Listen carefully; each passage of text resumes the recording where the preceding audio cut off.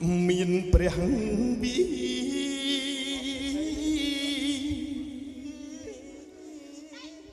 ជា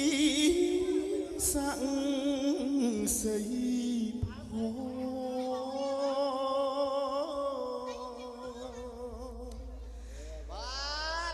មានព្រះវិជាស័ក្តិសិទ្ធិផងមានព្រះវិជាស័ក្តិសិទ្ធិផងមានព្រះវិ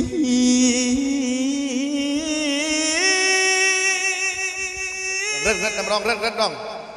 ជាស័ក្តិសិទ្ធិ